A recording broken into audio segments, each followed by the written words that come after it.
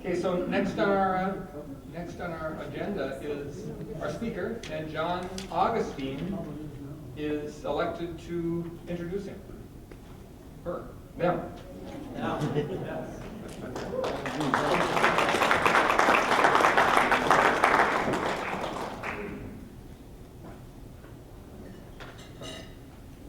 John did not get into a fight to hurt himself on this.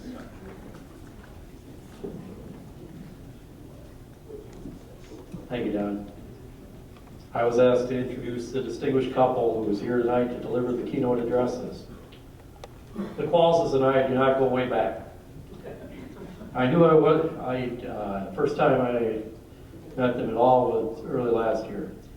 I did vote for Mr. Qualls at precinct caucus.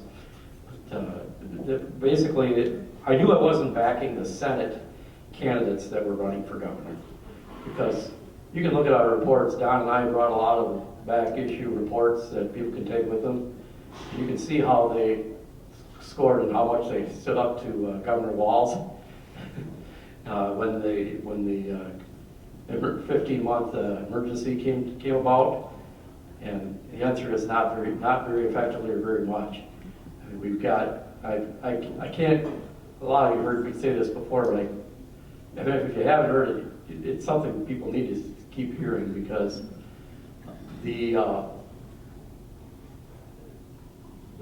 for decades, their governors have vetoed bills, okay? It's one of their constitutional powers. Regular vetoes and line item vetoes in the state constitution. And it's Arnie Carlson who vetoed a lot of bills. Ventura vetoed 3 dozen bills or so. Plenty, Dayton vetoed 100 or so. Governor Walz has so dictated the agenda since becoming governor that he has not vetoed one bill.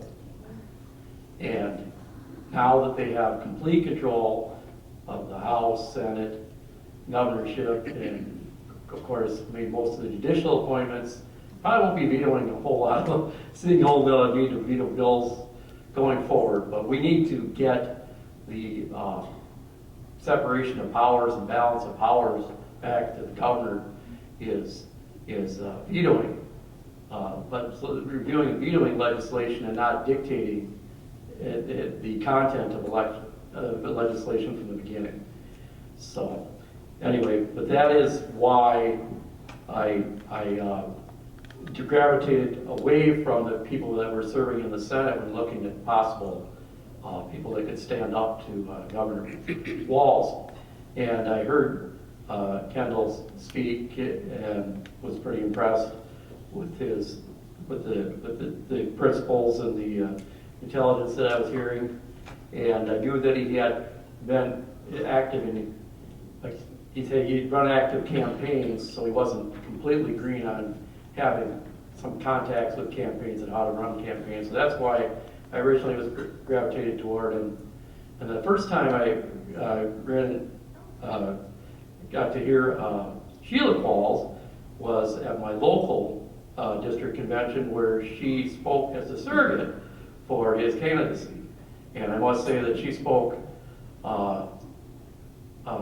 more skillfully than some of the actual candidates that were there. So we've got two distinguished speakers with very distinguished backgrounds. You can see in the invitation that went out, the amount of achievement they've made, and exactly how they ended up here, I'm not sure, but we're blessed to have them here in terms of being in Minnesota.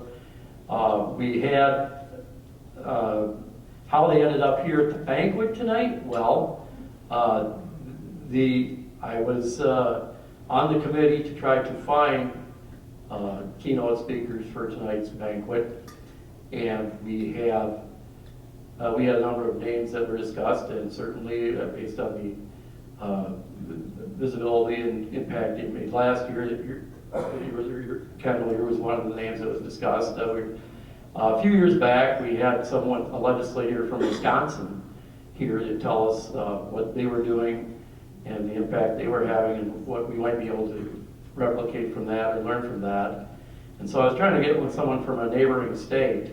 That was it's also having quite a bit of success in terms of advancing liberty and conservative principles. The schedule didn't quite work out, and I found out about this during Christmas vacation. So I pivoted to Kendall right away, and it wasn't, I don't know, less than an hour from the time I first contacted him, left a message. During Christmas vacation, he was back to me, and we were working right away on getting this together. And so, and I'm pretty sure he didn't know a whole lot about us or what exactly we were doing, but he knew that if he went to our website or saw anything, I told him Marjorie had given me his contact information, and so he knew that there were some good people involved in LEA, and we were trying to do good things, and we were reaching out to somebody to help bring that message about. And we know he's very since his since the congressional campaign anyway, he's gotten involved in starting this Take Charge organization, trying to we have to do something about the education and the culture to really have an impact. You certainly can't just rely on the particular election that's before us. We have to fight the larger battle and reach out to more people. And he's been reaching out to people throughout his life and charting his own course. And Sheila's also been very involved in journalism and is doing some work for Alpha News and has agreed, from what the editor of Alpha News told us, to maybe write something about the Banquet. We don't have 5 honorees you can cover right now, but hopefully they'll come up with something and raise our visibility there. But anyway, we've got 2 speakers here tonight to talk about what's the government, the state government is doing that's kind of undermining the education system, and we can see how it's coming from So Kendall's going to talk about what he experienced and how he got his path to achievement growing up and what he's trying to bring through his involvement in various charitable educational activities and so forth. And then from the journalistic side, we're going to hear and see, I believe, if everything works right, a presentation about some of the threats to impose a racial and gender-based ideology at the expense of quality education. So everybody give a great hand here to Kendall and Sheila Qualls.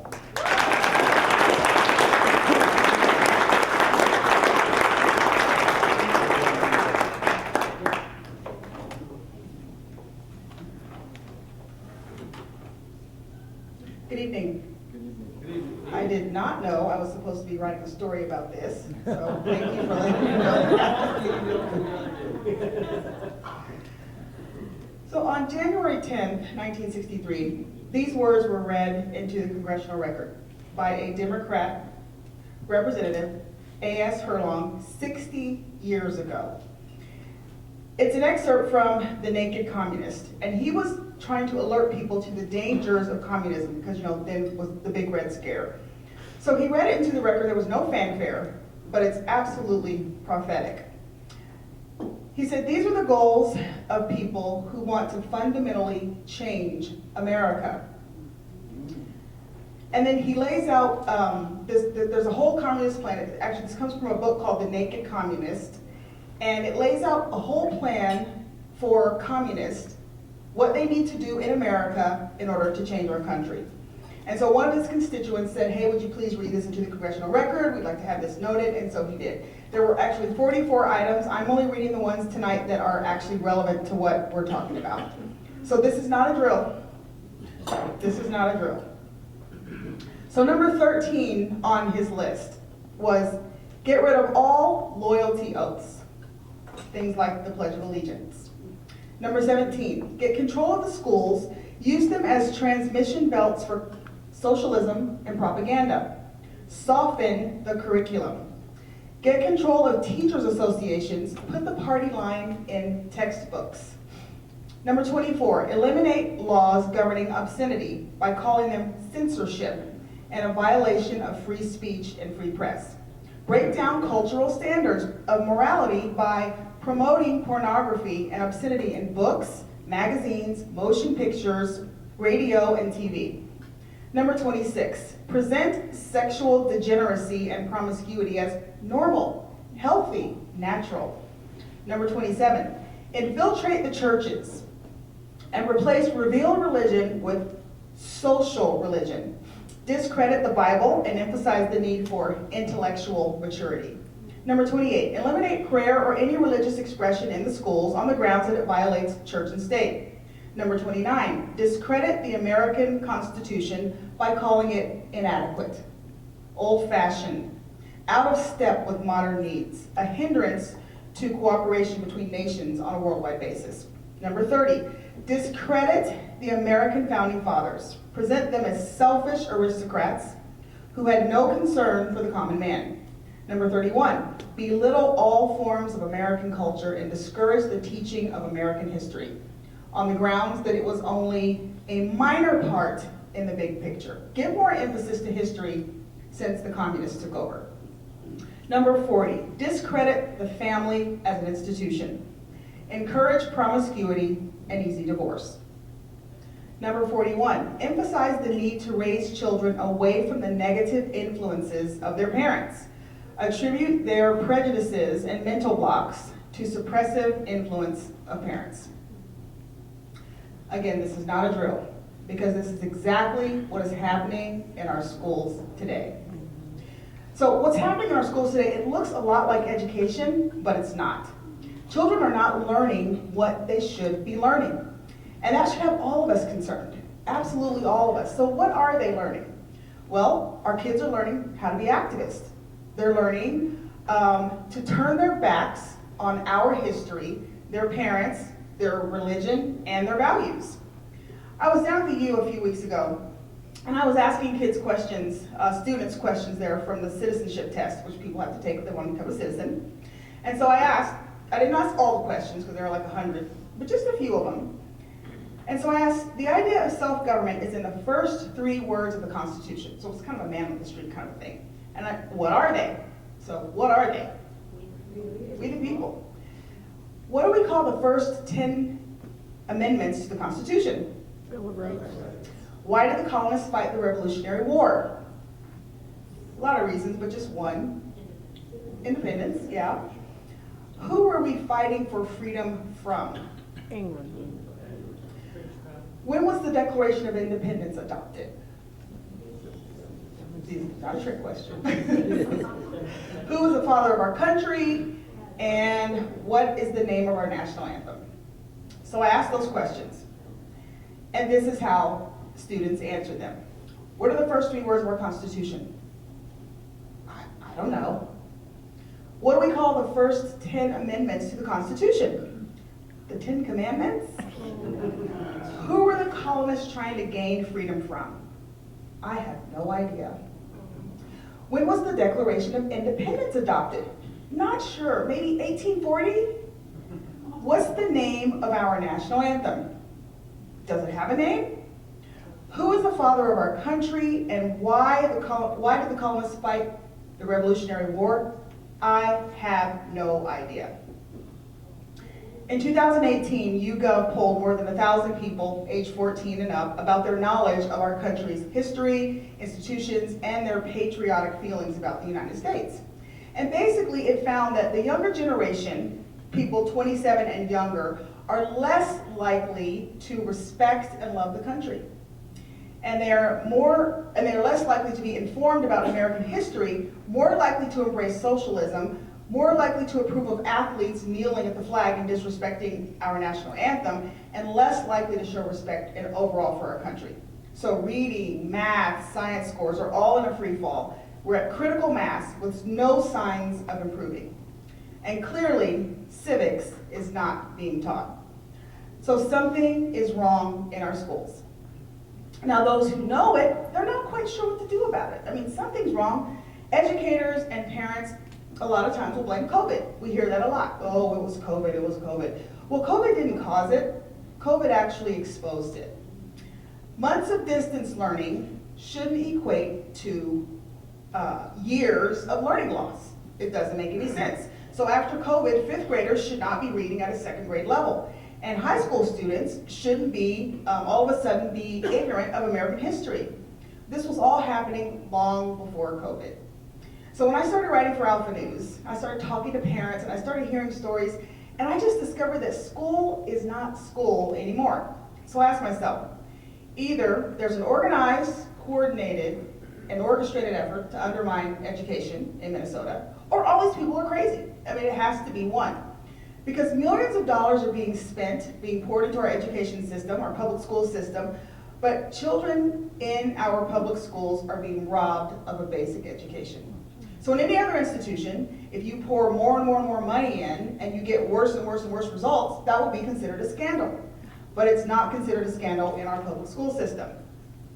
Kids in Minnesota are graduating high school at higher rates than ever before, but ACT scores and reading levels are lower than they've ever been. Now these aren't just minorities or inner city kids, these are public school students across the state. We are depriving our kids of the basic skills that they need to become functioning citizens in our society. So kids aren't less intelligent. In fact, they're just as intelligent as they always have been. They're just as inquisitive as they always have been. But the focus of our public schools is not on education. So critical race theory, gender ideology, we hear a lot of talk about these things, and they are. It is in schools everywhere. So don't think that they're not in your kids' schools. But this goes way beyond just these buzzwords of CRT and gender ideology. These are simple items in a much larger agenda. So we see our schools as trusted institutions, right? We all do. We send our kids there. Well, we used to. We send our kids there, and we thought that they were safe. But here's the scary thing. When I talk to parents about what I've learned about our public schools, like Burnsville, allowing kids to come to school and socially transition and hiding it from parents, I get one of two responses. First of all, they're clueless. I had no idea. And the second one, which I think is more dangerous, is, oh, this isn't happening in our schools. It is happening in our schools, and it's happening in all of our schools. And parents deserve to know, and our kids deserve better. So our education system has been hijacked by ideas and philosophies that are anti-American, anti-capitalist, anti-family, anti-Christian, and they are actually preventing children from learning. James Lindsay, he is a huge critic of woke ideology, wrote a book called The Marxification of Education. Paulo Freire's Critical Marxism and the Theft of Education. That's the subtitle. So Lindsay explains how education in our country is being stolen. And most people don't even know who Freire is. But according to Lindsay, he is easily one of the most influential people in education in the last 100 years. And his theory of education dominates all of our teachers' colleges in North America. So what is happening in our schools is something that looks like education, but it actually isn't. So Lindsay says that what is happening in our schools is a political brainwashing of our children. We're training our children to see the world on the side of the oppressed, and then to determine, well, what can I do about it? It is a total shift in education in our country. Freire transforms learning, he transforms it from facts and from objectivity to subjectivity. So that's how we get intuitive math and this whole language reading. So instead of looking at a word and using phonics to sound it out, you just kind of guess at what you think the word is and what it means. So it's sort of a manipulation of your feelings. So you're not really actually reading the words that are on the page, you're just sort of, guessing and thinking based on the other words that you do know on the page, what you think this means. So he transforms education, again, from facts to and objectivity to subjectivity. And teachers and administrators are working with theories that have never been proven. These ideas have been at play for a very long time in our country, and we just haven't known about it. See, Ferrari wasn't an educator, he was a Marxist. And Marxism is a really hard sell in our country. And the easiest way to infiltrate our country is through our public school system. And again, this has been happening for many, many years. So the mechanism is sort of generalized. So first, you capture the colleges of education. That's the first step. And then you mold a generation of teachers. And then after that, you program every generation of students thereafter. And that's exactly what has been happening in our country. Current teachers and faculty, they don't even have an idea that they've been programmed. They're going along and they have no idea of what has even happened to them. They're just like the next players advancing the ball down the field. Ferrari's theories separate students from learning objectives like math. You have objectives in math and reading and spelling in exchange for political activism. Marxists don't want to teach children to be successful in a system that they think needs to be totally dismantled and put back together again. So when I first started hearing these stories of what was happening in our schools and the gingerbread man and all that stuff, I was skeptical. I really was. I was like, schools hiding violence from parents, and then kids not knowing American history, they don't know how to spell, they can't read well. I was very skeptical until I met Anthony. Anthony's a 9th grader at White Bear Lake who has no knowledge of American history. He knows nothing about the founding of our country. He's a bright kid. He was getting beat up every single day on the school bus, going to school last year, and the kid who was beating him up was never suspended, never put out of school. Anthony would go to the office every day and complain about the kid, say, hey, this kid is beating me up, and they would tell him, just go on to class, go on to class. His mother called and said, what's happening? And they just told his mother, we're handling it. And then I met Mr. Severance, who taught high school in St. Paul. He told me that if a student was disruptive or violent, they were not allowed to call 911. They were not allowed to teach grammar. They were not allowed to teach spelling. They were not allowed to teach science. And when one of his students told him to F off and he sent him to the office, he said they'd return to class in 15 minutes with candy. This was posted by a mom in a Facebook group. We had a house full of 10th and 11th graders for dinner tonight, and the conversation was around school. How one of the boys hadn't gone to math class for 3 days and he was still prepared for the test. One of the girls said she keeps getting straight A's in Spanish, but she can't put a sentence together. And a different girl is now homeschooling online because she's afraid that she won't be ready for college if she stays in the district. And then there's my son, the mom said. He's taking half high school courses and half college courses. He never has homework in his physics and pre-calc class. When my older son had the same class, pre-COVID, pre-pandemic, he had homework every night. I have spoken to parents and teachers all over the state, and our schools are all pushing a single agenda. Everybody is pushing the exact same thing. Our public schools are a battleground, and they're a battleground that we can win on. 90% of all American children go to public school. And the left understands that when you capture the children, you're going to win the war. Get control of the public schools. That was one of our earlier items. Use them as transmission belts for socialism and propaganda. Soften the curriculum. Get control of the teachers' associations. Put the party line in textbooks.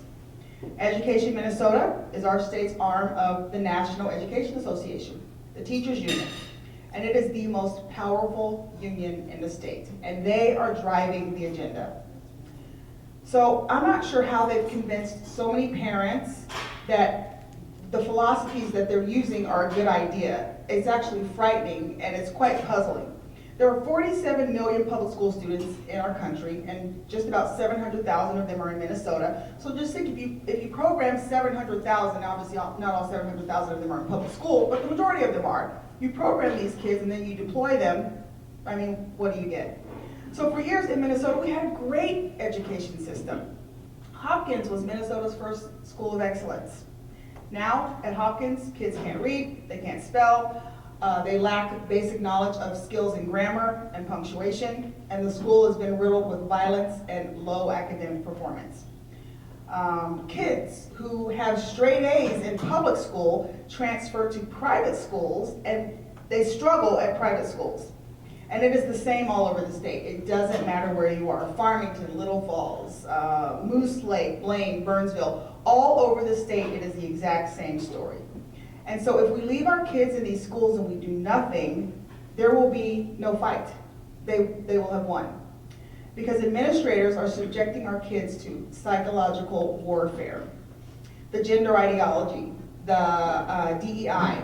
You know, when you tell kids, you can choose your sex, you don't have to be the sex you were assigned at birth, or gender is fluid, you can be a boy, or you can be a girl, or you can be both, it really doesn't matter.